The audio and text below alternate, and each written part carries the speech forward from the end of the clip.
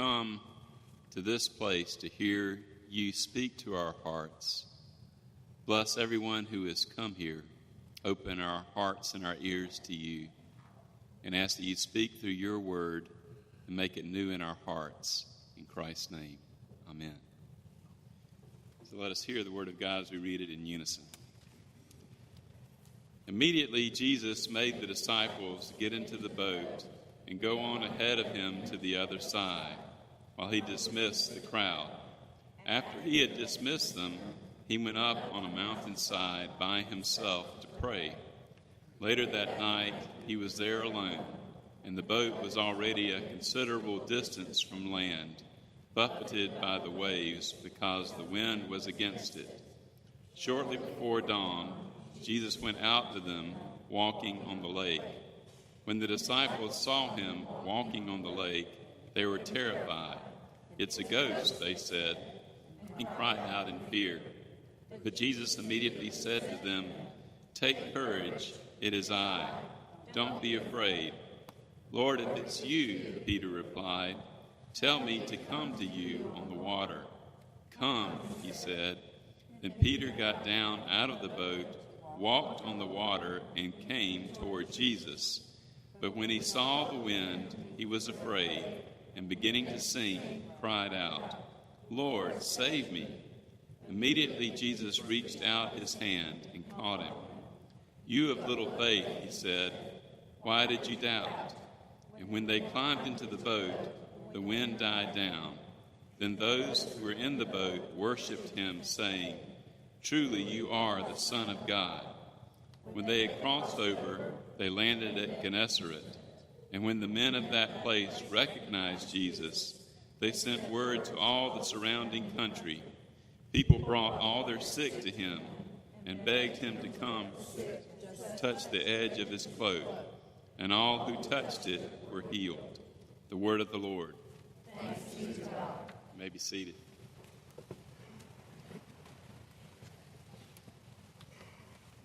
Well, you know, we are blessed to live in a lake community. We get to see the beautiful sunset sometimes on the lake, or sunrise if you're an early riser. I actually I've lived many places, and I love to just drive across the dam and just get a beautiful view of our wonderful lake. I love the boat parades and the fireworks on the lake and the fishing and seeing other people catch fish and hearing about it. You know, Jesus did so much of his ministry around the lake. The Sea of Galilee is really a lake. In fact, other times in the Bible it's called the Lake of Tiberias, the Lake of Gennesaret, same place, just called it a lake. The Sea of Galilee is actually about the same latitude as Lake Murray. So the water temperature is about the same. Our actual climate is about the same as it is in Israel, except we get a little more rain and humidity in South Carolina. And the area of the Sea of Galilee is almost the same as Lake Murray. The only difference is Lake Murray has all these fingers and coves and things, and the Sea of Galilee is basically a big bowl with hills pretty much surrounding it. And Jesus did so much ministry there. I mean, it was on the edge of the lake that he saw these folks mending their fishing equipment, and he said, "I want you to follow me and become fishers of men, fishers of people." And they left their fishing and became fishers of people. And it was on the Sea of Galilee that Jesus calmed the storm. It was on the lake that actually Jesus was able to pay his church tithe. Somebody said, "Do you pay the church tithe?" And Peter said, "Well, yeah, we do." And Jesus said, "Well, this is how we're going to do it. You're going to cast a line out there, and you catch a fish, and inside the fish, you're going to find enough to pay yours and mine." And sure enough, Peter did that, and the amazing thing was I keep looking inside fish's mouth for that coin, but I don't ever find anything like that. And it was on the lake that this great story happened about Jesus walking on the water. And just about every time I'm on the lake, I think about this story. A lot of secular people know the story. They hear about Jesus walking on the water. But really the point of this passage is not just to think, oh yeah, Jesus walked on the water. There's a lot more to it than that.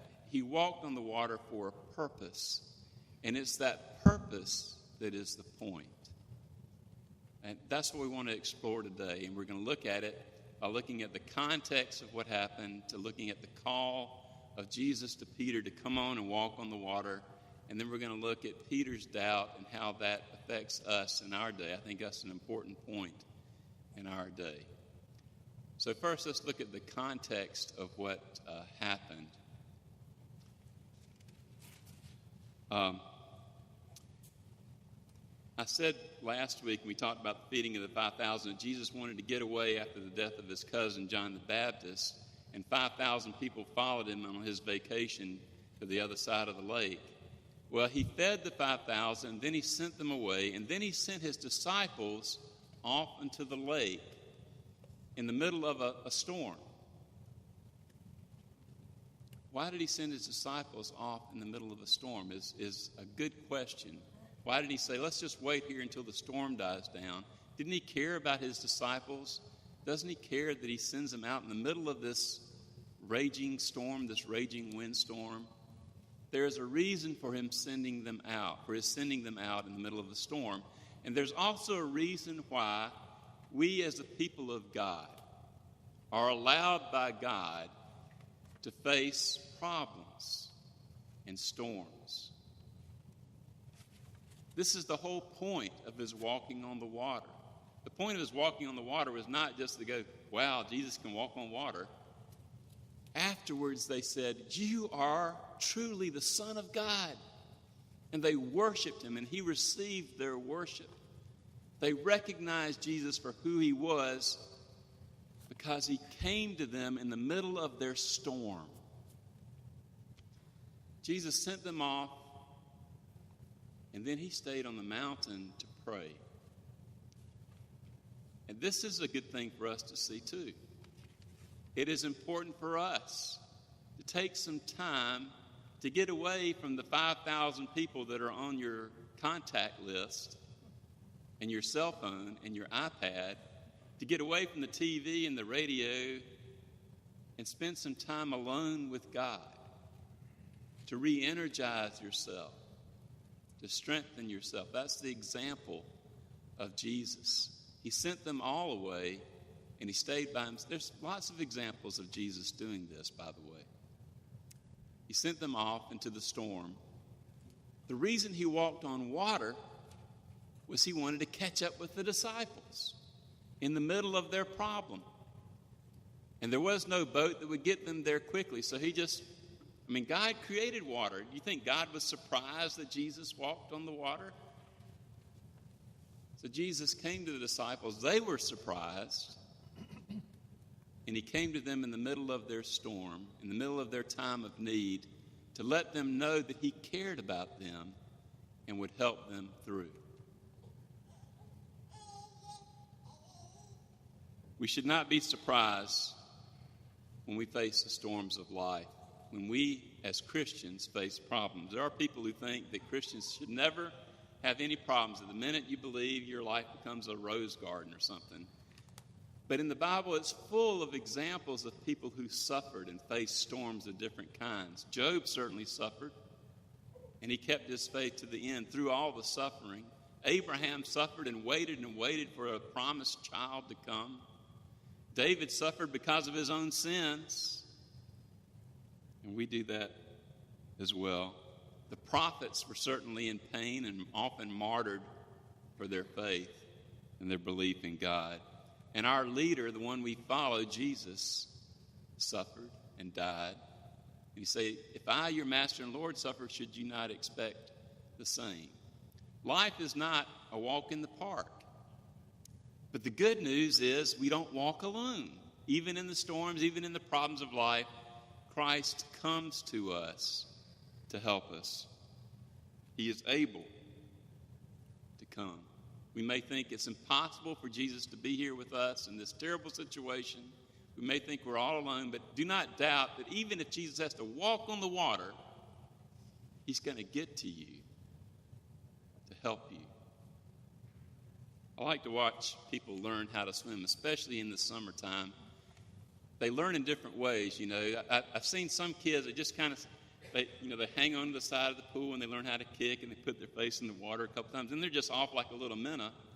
And then there are those of us who just don't want to swim. And that was me. And I grew up around the water all my life. I dog paddled, but to learn how to swim, I had the lessons, but I wouldn't get in.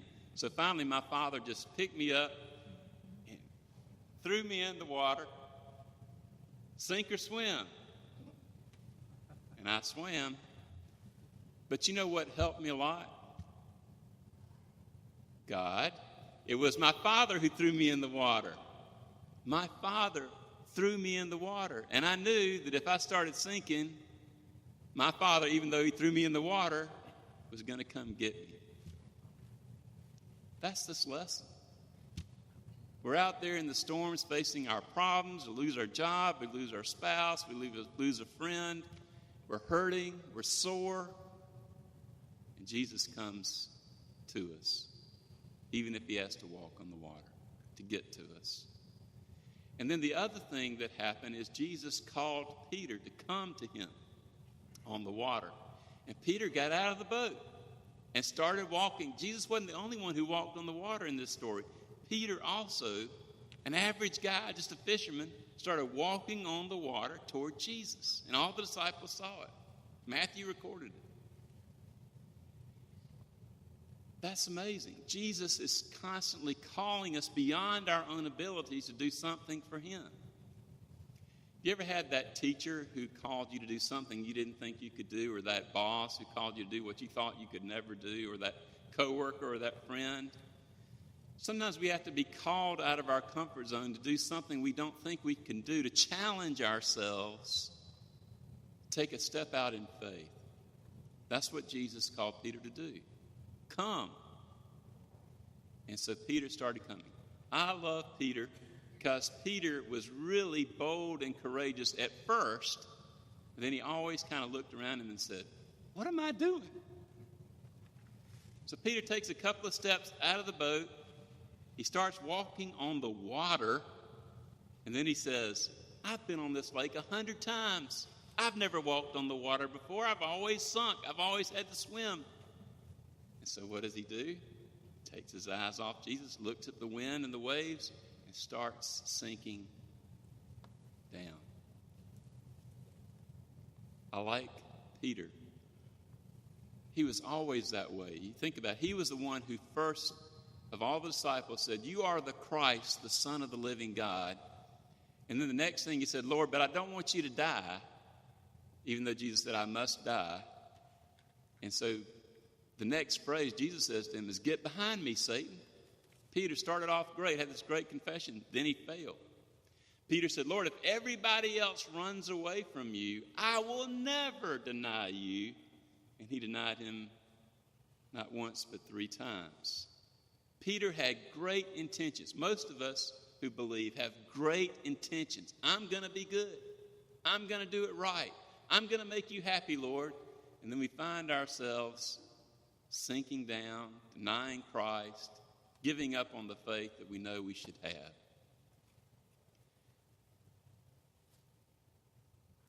There are people who think this is what should happen in life, and nothing can happen beyond what should happen. Sometimes we are tempted to think in the same way. You know what I say every Sunday before I come to church? I say, "Lord, at Lake Murray Presbyterian, nothing will happen today without you." You know, the Bible says that apart from him, we can do zero, nothing, nada. But it also says, with him, there's nothing impossible. With Christ, there is nothing impossible. He can make us do what we didn't think we could begin to do. And so Peter begins to walk on the water, and then he fails. There are people who said, 43 years ago when we were starting this church, I heard them at a Presbyterian meeting saying they will never start a new church out there between Chapin and Irmo. It'll never happen. There are so many Lutherans out there. People go out there and just fish. They don't really want to come to church out there. They were wrong. But it took faith to try, to take those steps. In 1984, when our church split and some people formed our other daughter church, Faith Presbyterian, down the road, there were people who said, Lake Murray Presbyterian Church is going to fizzle out into nothing, and we're not going to have anybody in the pews. We're not going to be able to make our budget. Just going to have to fold up the church. That didn't happen. In 2001, when we helped form another daughter church, Chapin Presbyterian Church down there were people who said the same thing. Oh, we just got this debt of this new sanctuary. We can't possibly pay for that. And we're going to... It's impossible for Lake Murray Presbyterian to... we are alive and well. We're a growing church. I looked at the statistics yesterday. We are the fastest growing established PCUSA church in our state. With God, nothing is impossible. There's no limits to what we can do. Without God, we're going to crash and burn. We're going to sink. This is not a human institution. It is God's. And we need to remember that, keep our eyes fixed on Him. That was Peter's problem, He looked around at his circumstances, the wind and the waves, said, what am I doing? This is impossible. Peter started doubting. The words of Jesus to Peter, which he could have said to the other 11 disciples, stayed in the boat where it's nice and hard. You got some wood underneath you. He could have said it to them, but he said it to Peter. He said, you have little faith. Why did you doubt? I think Jesus says that to me a lot. Why don't you have a little more faith? Why don't you trust me a little bit more? Why don't you lean on me a little bit more? Why don't you believe I can save you from the storms of life and see you all the way through? In our culture, we glorify doubt, and we downplay the power of faith. This is why the church is sinking in so many ways.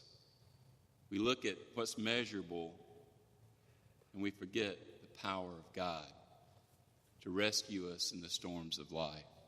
The scientific method asks us to doubt, and we say, oh, it's okay to doubt, so we play that out in every other area, but don't let that affect your faith.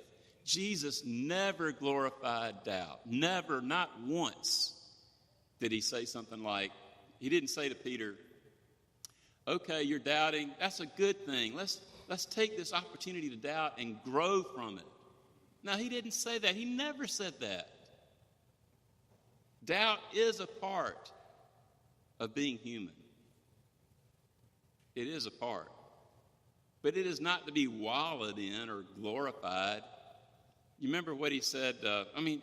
Every time Jesus was saying, do not be afraid, take courage, don't doubt, trust in me, believe. So the minute he shows up on the disciples walking on the water, he says, do not be afraid, take courage. He says to so many people that he healed, as you have faith, it will be done to you. It is our faith that is the key. He said to the woman who touched the hem of his garment, according to your faith, it will be done to you. Remember the words Jesus said to doubting Thomas? He said, stop doubting and believe. Those are words to me. Those are words to all of us. Stop doubting and believe. You have little faith. Why did you doubt? I'm encouraged that Peter tried to be bold. And even though he failed and he started sinking, at least he tried. And Jesus, despite his doubt, reached down and pulled him up. It wasn't that Peter reached up to Jesus. Jesus says, reached down and grabbed him and pulled him up. It's not all up to us to reach up to Jesus. Peter did say, part of his little faith, Lord, save me. He didn't say, look at me, I'm going to swim in the middle of this storm. He didn't say, hey, guys in the boat, throw me a line. No, he cried out to Jesus, Lord, you save me. That little bit of faith that Peter had to call out to Jesus in his time of need. Jesus responded. It says he immediately reached down and grabbed Peter. The good news is when we start wandering off, when we start drifting away, when we start doubting, Jesus doesn't give up on us. He pulls us up. Just call out to him. You know, I'm not saying in this that nobody ever drowns. I'm not naive. Jesus didn't say that either here. In fact, I might say that we all drown. We all have to die to get to the other side. There's a great book called Pilgrim's Progress. Great book. If you haven't read it, read it.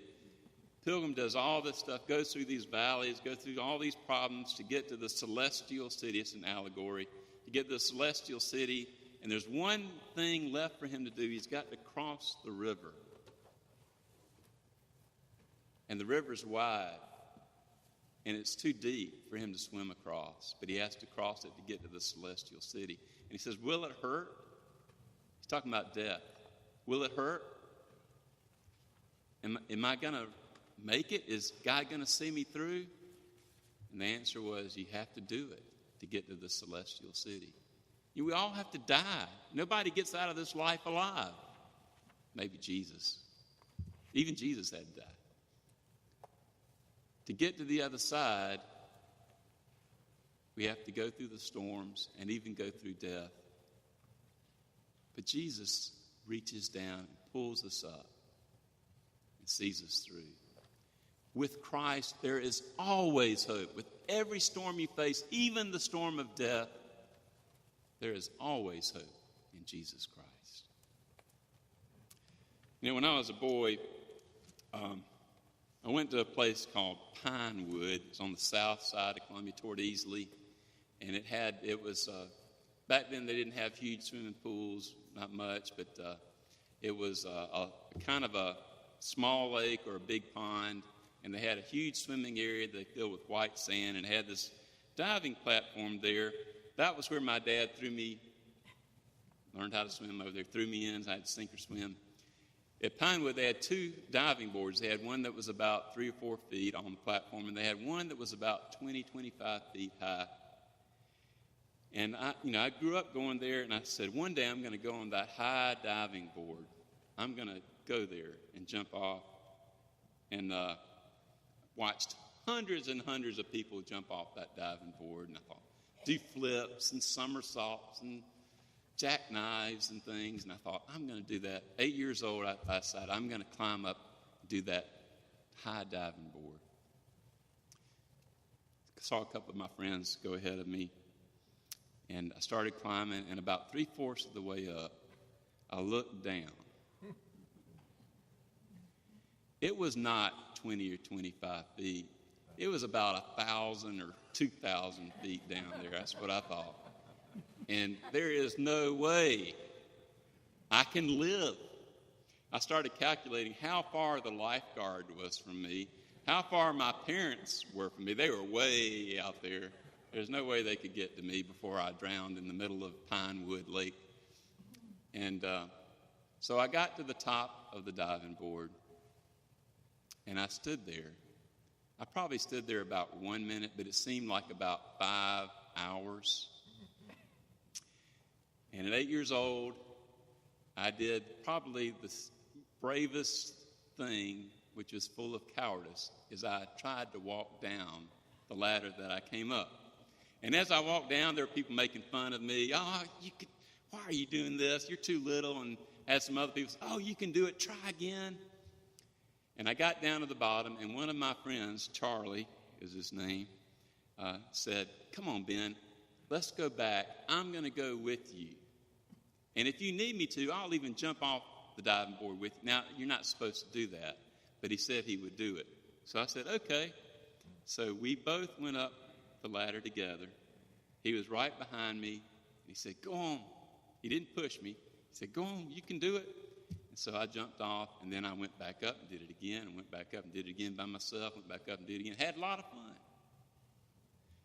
But the first time I had to know somebody was there, and if my parents couldn't get me and the lifeguard couldn't get me, my friend Charlie, he was going to come get me. That's what Jesus does. He comes to us in the storm, even if he has to walk on the water, and he says, I'm going to be with you in this. Trust in me. Don't be afraid. Take courage. And that's when we can get out of the boat and do what we think we cannot do. Do things in faith and not by sight. So I invite you to take a step of faith. Challenge yourself to do something that you know that God wants you to do that you've always been hesitant to do. Walk by faith a little bit and less by sight. And then call out to Jesus and say, Lord, help me.